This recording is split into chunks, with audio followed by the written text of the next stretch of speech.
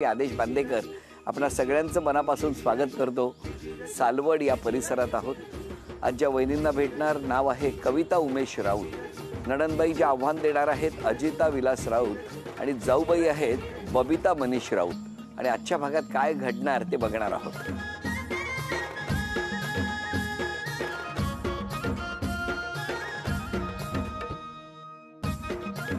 नमस्कार नमस्कार नमस्कार नमस्कार नमस्कार घ्या उखाणा। स्वप्नात रोज दिसते पैठणीवर मोराची जोडी, पण उमेशरावांनी आज सांगूनच ठेवलंय कमी बोल थोडी। अरे वा तुम्ही कसं उखाणा घेताय? जरी असतो दोघांचा संसार तरी आमच्या घरी मी ढाल आणि कविता तलवार। अरे वा द्या ओळख करून सगळ्यांची। हे माझे यजमान नमस्कार उमेश गजानन राऊत। नमस्कार नमस्कार। या मोठ्या नणंदबाई अजिता विलास राऊत। नमस्कार। त्यांचे यजमान विलास मोलेश्वर राऊत। त्यानंतर या माझ्या मोठ्या नणंदबाई म्हणजे त्यांच्या नंतरच्या सेकंड नंबर या उज्ज्वला गोपाल राऊत, त्यांचे यजमान गोपाल राऊत। ह्या माझ्या जाऊबाई नमस्कार। बबिता मनीष राऊत, हे दीर मनीष गजानन राऊत। हा माझा मुलगा साई उमेश राऊत। ह्या छोट्या नणंदबाई त्यांचे यजमान काही आले नाही कामानिमित्त, येणं झालं नाही। श्रुतिका राजेश राऊत हो। ही माझी छोटी म्हणजे छोटी भाची, ती मोठी ही छोटी, ही नेहा विलास राऊत, ही जुईली गोपाल राऊत। त्याच्या मागे तो हर्षद गोपाल राऊत यांचा मुलगा। आणि ही सगळी छोटी कंपनी। हा माझा छोटा मुलगा प्रिंश उमेश राऊत आणि ही माझ्या चुलत दीरांची मुलं। नमस्कार सगळ्यांना। मग तुमचं बालपण आणि माहेर कुठलं? माझं मूळ माहेर घिवली तारापूर, जे आपलं अणुशक्ती केंद्र आहे ना बरोबर, ते घिवलीला। पण माझं बालपण जन्मानेच मुळात मुंबईकर, बोरिवली। आणि तुम्ही? माझं हेच सालवडच प्रॉपर गाव आहे। किती जण होता लहानपणी? आम्ही 5 भावंड आहेत। त्याच्या मोठी बहिणी सगळ्यात मोठी आणि ही तिच्यापेक्षा छोटी। त्याच्यानंतर मी 3 नंबर मी आहे, 4 नंबर हा आहे आणि 5 नंबर ती छोटी आहे। सगळे इथेच असतात का? हा, म्हणजे ही बोर्डीला असते घोलवड।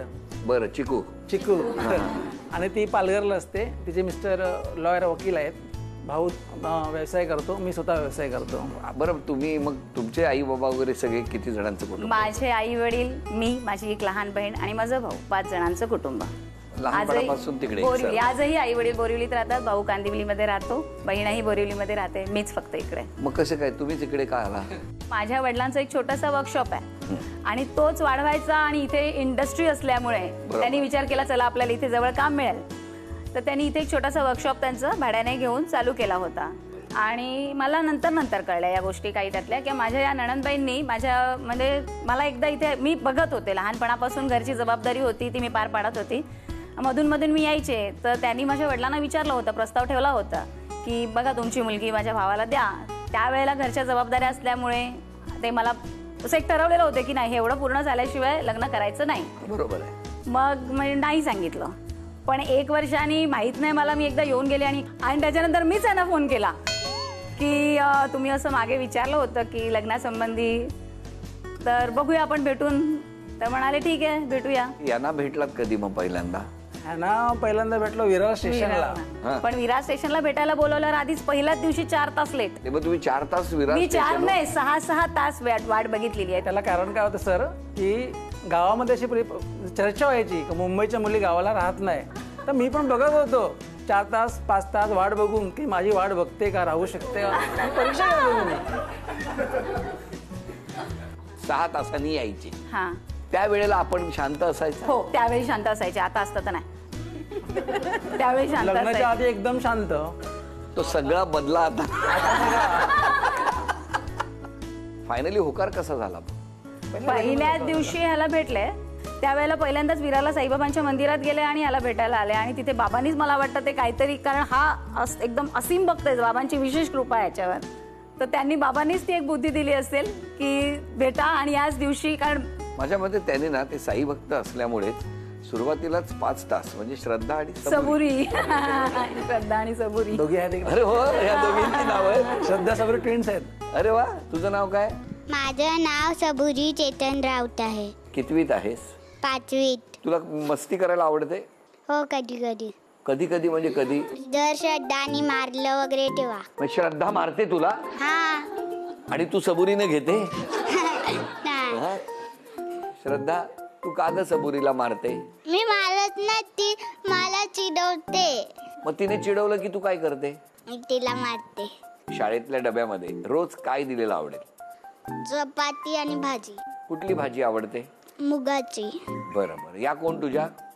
काकी. काकी. काकांच्या मनात तुझी भाजी ऐकल्यावर चाललंय तुला आवडते ठीक आहे, पण ही मूग गिळून गप्प राहील तर बरं होईल. तुला कुठली भाजी आवडते? मसूरची. मसूर. मला वाटलं मासे आवडतात म्हणते की काय. मग मासे नाही आवडत? इथे एवढं छान नाही, तुमच्या. मला नाही आवडत. तुला बाळा दे. मला मासे पण आवडतात आणि चिकन पण आवडते. बोला भाग्य, तू पण मस्ती करतो? थोडी थोडीच, जास्ती नाही. तुम्ही कोण कोण आहात घरात? माझी मम्मी पप्पा आणि हे जॉईंट फॅमिली. बरं मला एक सांग, तू सकाळी उठतो किती वाजता? मी आता 7 वाजता उठतो. 8 वाजता लेक्चर असते. ते किती वाजेपर्यंत लेक्चर? 8 ते 12 पर्यंत. सगळं ऑनलाईन? हा. नाव सांग. विश्वास राऊत. तू इंग्लिश मध्ये सांगितलंस वाटतं. तू मस्ती करतो? हा. मग तुला कोण ओरडतं? दोघं. फटका देतात कधी? किती कधी कधी. कोण देतं फटका? त्याने मान इतकी गोड हलवली, मला सोडा, तुम्ही गेल्यावर नाही तर देतील आणखी. बरं बरं. मला तुम्हाला विचारायचं की इतकं छान हे भरलेलं कुटुंब आहे, कशी साथ दिली तुम्हाला? आज किती वर्ष झाली लग्नाला? लग्नाला 18 वर्ष चालू आहे. खूप छान साथ दिलाय. म्हणजे लग्नानंतर माझी प्रगतीच झालेली आहे. तुम्हाला साधारणतः या 18 वर्षात ह्या प्रेमाने तुमच्याशी बोलल्यात असं कधी क्षण आठवतो? म्हणजे प्रेमाने बोलतात तर तेवढ्याच भांडतात. मग विचार करतो की काल काय होते आज आहे. म्हणजे मी कधी ओळखतच नाही. मला 18 वर्ष लग्नाला झाली सर, पण मी यांना कधी स्वभाव ओळखलाच नाही अजून. माझं भांडण काहीच नसतं. फक्त एवढं भांडण असतं की बोलताना जर विचार करून बोल, समोरच्याला रागेल, असं माझं नेहमी म्हणणं असतं. तुम्ही म्हणजे माझं असं असतं, आधी कडू मग गोड. हे नाही होऊ शकत तर नाही होऊ शकत. घायाळ झालेत ते. 18 वर्षात धारा तीर्थी पडायला आलेत नाही. बरं, तुम्हाला एक छोटंसं आव्हान आहे. या गप्पा सुरू असणार आहेत. 5 वस्तू मी किंवा 5 गोष्टी सांगणार तुम्हाला. त्याच्यापैकी एक विसंगत आहे. त्या ठिकाणी आम्ही एक बंद पाकिट झी मराठी लिहिलेलं ठेवलेलं आहे. हां, तर जाऊन घेऊन यायचं ते बंद पाकिट. रिक्षा, सायकल, ट्रक, गाडी, पियानो. वेळ सुरू झाली. 10, 9, 8, 7, 6, 5. बसा. झी मराठीकडून सोन्याची नथ तुम्हाला बक्षीस म्हणून मिळाली. अभिनंदन. नमस्कार. नमस्कार. तुम्ही जाऊबाई? हो. तुम्ही नणंदबाई? हो ना. तुमचं माहेर कुठलं? सफाळे, आगरवाडी. आणि तुमचं सासर? सासर बोर्डी. या ठिकाणी आज आम्ही तुमच्या वहिनींशी बोललो. हां, वहिनी खूप बोलतात. काय खरं आहे असं ते सगळं? खरं आहे. काय काय खरं काय आहे? नाही, तसा तिचा स्वभाव चांगला आहे, पण कधी तिच्या मनात काय येईल ते काहीच सांगू शकत नाही. तुम्हाला कधी झालाय तलवारीचा वार? समोरून तर नाही हा. झाला, पण पाठवून असतो. म्हणजे असतो. जाऊबाई, तुमच्या दोघींमध्ये आधी या घरात कोण आलं? वहिनी आली. त्याच्यानंतर किती वर्षांनी तुम्ही आला? माझ्या लग्नाला आता फक्त 6 वर्ष झाली. पण कसा आहे स्वभाव, कसा आहे त्या माऊलीचा? त्यांचा स्वभाव कडक आहे, पण एकदम प्रेमाळू आहे. हो हो. तुम्हाला 6 वर्षात कसं सांभाळून घेतलं? मला भरपूर सांभाळून घेतले. बरं, तुम्ही दोघी एकमेकींशी किती वेळा बोलता? फार कमी बोलतो. हो. यांनी सोपा मार्ग निवडून ठेवला. नाही, खरं सांगितलं, आम्ही फार कमी बोलतो. पण तुमचं म्हणणं काय? त्यांनी स्वभावात कुठला बदल केला तर आवडेल आज?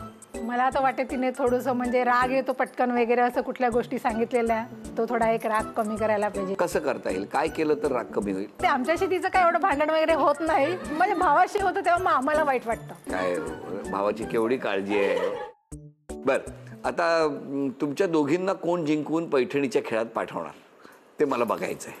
आणि त्यासाठी आज मला असं वाटतं श्रद्धा आणि सबुरीनीच खेळावं. श्रद्धा, तू आत्यासाठी खेळायचं. श्रद्धा.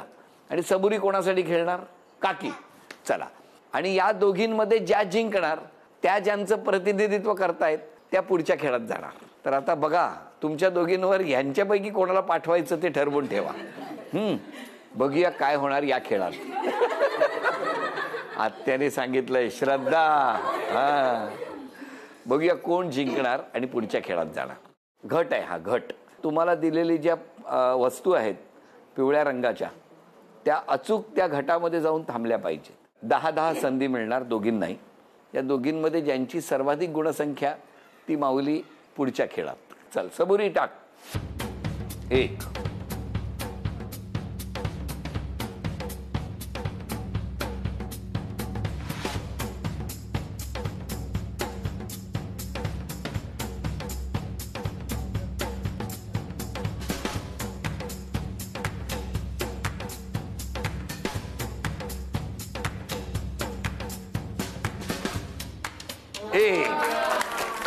चला सबुरीने का होईना पण शेवटचा अचूक वेध घेतला आणि 1 गुण मिळवला.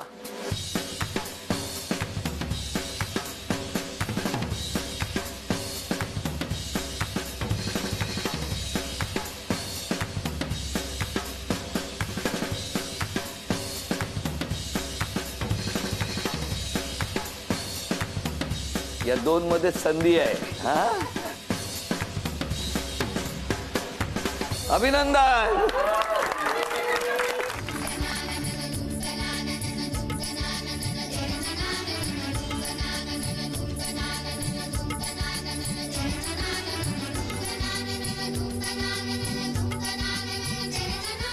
झी मराठीकडून चांदीचं नाणं मिळालं तुम्हाला. अभिनंदन. आणि झी मराठीकडून हा बाजूबंद. अभिनंदन. तुम्हा दोघींमध्ये पैठणीचा खेळ रंगणार आहे, पण घरातल्या सगळ्यांना तुमच्याबद्दल काय म्हणायचंय ते जरा ऐकूया. सांगा या दोघींबद्दल. दोघी माझ्या भावजयाच आहेत, एक मोठी आणि एक लहान. बरं. पण स्वभावात फरक म्हणजे एक एकदम म्हणजे बोलणारी आणि एक कमी बोलणारी. कविता आणि बबिता नावं खूप सुंदर आहेत. पण कुठला बदल केला पाहिजे स्वभावात? कविता म्हणजे ती थोडी तापट स्वभावाची आहे, पण ती लगेच शांतही होती. तसं ती बिना कारणाने पण तापत नाहीये, हे पण माझं म्हणणं आहे. प्रॉब्लेम घरातले आहेत म्हणून त्या तापतात. दोन्ही वहिनी चांगल्याच आहेत. छोटी वहिनी जास्त बोलत नाही, मोठी वहिनी थोडीशी जास्त बोलते. आणि कसं आहे, मोठी वहिनी आहे ना, म्हणजे आमचं थोडंसं कधी थोडंसं वादलं काही कारणं, जस्ट थोडंसं, पण ती कंटिन्यू मला फोन करत राहणार. पण यांनी स्वभावात कुठला बदल केला पाहिजे? ह्याने म्हणजे थोडासा स्वभाव चेंज केला, म्हणजे कसं माझ्या भाऊबत चांगलं म्हणजे वागलं पाहिजे असं. नाही, 1 मिनिट, नाही वागत का? नाही म्हणजे कसे थोड्याशा कारणाने थोडी म्हणजे रागवते भाऊवर, असं नाही केलं पाहिजे आणि मस्त राहिलं पाहिजे त्याच्यावर. तुमच्या वहिनीबद्दल काय म्हणते? वहिनी चांगल्या स्वभावाचे आहेत. होय ना? कधी कधी म्हणजे असं रागवतात, पण हळूहळू मुद्द्याचं बोलतायत. दोघेही चांगल्या स्वभावाचे आहेत. पण त्यांच्याबद्दल तुमची बायको म्हणजे त्यांची नणद कधी काय सांगत असते वहिनीबद्दल? हा, मी याच्यात पडतच नाही. नाही, तुमच्या इतकं प्रसन्न हसू इतकी वर्ष आहे त्याच्यातच कळतं. आमचे भाऊजी कंपनी आहेत ना, त्यांना त्यांच्या बायकांनी बरोबर कंट्रोलमध्ये ठेवलेलं आहे. कुठे काय छोट्या छोट्या कारणावर रागवते आणि वाट पाहायला बघत नाही. मी बोलतो कधी कधी थोड्याने करतो, थोड्याने पण बोलते आताच आता करून जा. पेशन्स नाही. हो ना? पूर्वी 6-6 तास वाट बघायचे पेशन्स होते, आता गेले. बरं, मला विचारायचं, आज क्षमा मागायची असेल तर कोणाची घ्या? क्षमा मागायची झाली तर मी संपूर्ण कुटुंबाची मागेन, पण सगळ्यात जास्त माझ्या मिस्टरांची मागेन. कारण की खरंच मी म्हणजे माझ्या चिडण्याच्या स्वभावाने त्रास होतो त्याला, पण आहे तो माझा स्वभाव. त्यांची क्षमा मागताना तुमच्या डोळ्यात पाणी आलं, कारण शेवटी कितीही बोललात, त्यांना जरी कितीही लागत असलं तरी त्यांना जे दुःख होत असेल त्याच्या वेदना कुठेतरी तुमच्या डोळ्यातून बाहेर आल्या. स्वतःमध्ये एक बदल करायचा असेल तर कुठला कराल?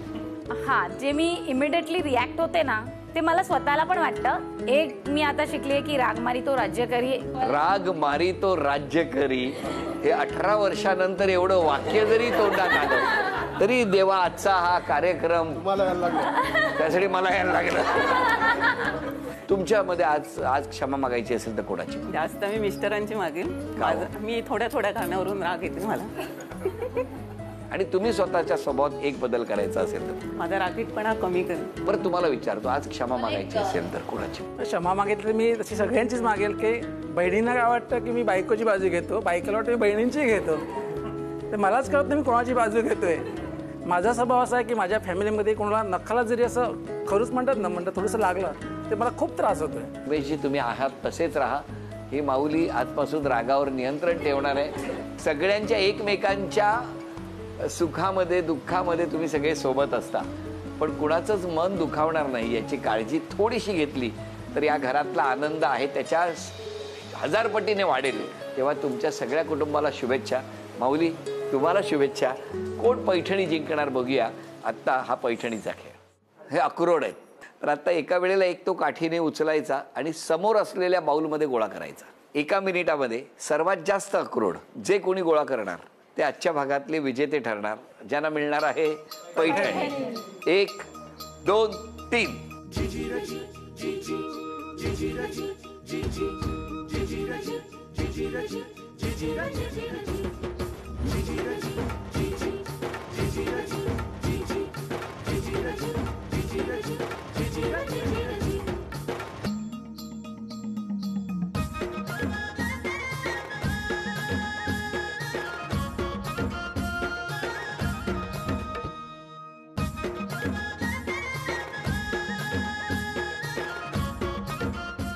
पाच 4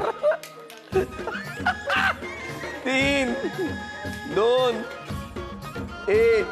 वेळ संपली. बरं तुम्ही सांगा किती आहे गुणसंख्या मोजा तुमची. 1 2 3 4 5 6 7 8 9 10 11 12 13. तुम्ही घ्या. 1 2 3 4 5 6 7 8 9 10 11 12 13 14 15 16. झी मराठीकडून हे चांदीचं नाणं तुम्हाला मिळालं. वहिनींना मिळत आहे तथास्तु पुणे आणि कोल्हापूर यांच्याकडून पैठणी. अभिनंदन.